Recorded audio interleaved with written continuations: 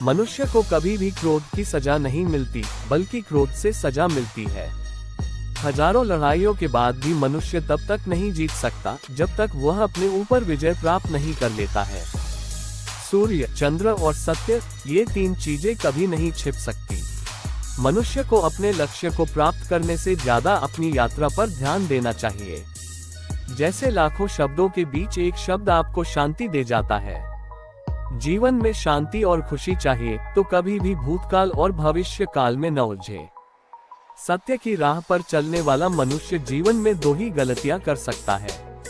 पहला, या तो पूरा रास्ता तय नहीं करता और दूसरा कि वह शुरुआत ही नहीं करता। शांति व्यक्ति को अंदर से आती है, इसलिए कभी भी बाहर खोने की कोशिश नहीं करनी चाहिए।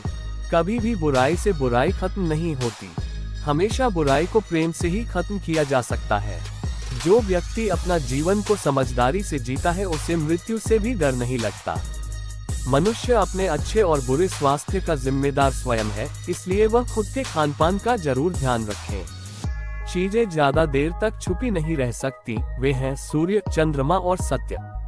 जिस तरह सूर्य रोज प्रत्यक्ष दिखाई देता है, चंद्रमा भी दिखाई देता है, उसी तरह सत्य कभी न कभी सामने आ ही जाता है।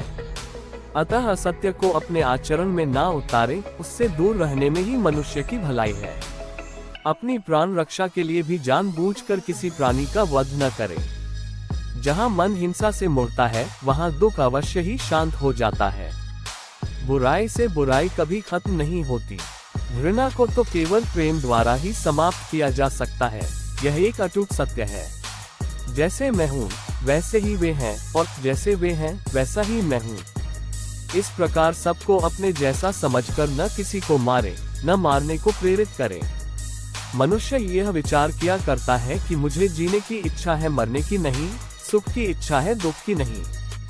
यदि मैं अपनी ही तरह सुख की इच्छा करने वाले प्राणी को मार डालूं तो क्या ये बात उसे अच्छी लगेगी? इसलिए मनुष्य को प्राणीघात से स्वयं तो विरत हो ही जाना चाहिए। उसे दूसरों को भी हिंसा से विरत कराने का प्रयत्न करना चाहिए। पहले तीन ही रोग थे, इच्छा, क्षुधा और बुढ़ापा। पशु हिंसा के बढ़ते बढ़ते वे 98वें हो गए। ये याजक, ये पुरोहित निर्दोष पशुओं का वध कराते हैं, धर्म का ध्वंस करते हैं। यज्ञ के नाम पर की गई यह पशु हिंसा निश्चय ही निंदित और नीच कर्म है। प्राचीन पंडितों ने ऐसे याजकों की निंदा की है। भगवान बोले, भिक्षुओं, महाचर्मों को, सिंह, बाघ और चीते के चर्म को नहीं धारण करना चाहिए। जो धारण करे उसे दुष्कृत, दुष्कृत का दोष होता है। जीवन में हजारों लड़ाइयां जीतने से अच्छा है कि तुम स्वयं पर विजय प्राप्त कर लो, फिर जीत हमेशा तुम्हारी होगी, इसे तुमसे कोई नहीं छीन सकता। मेरा वीडियो पसंद आया हो तो मेरा चैनल सब्सक्राइब जरूर कीजिए। धन्यवाद।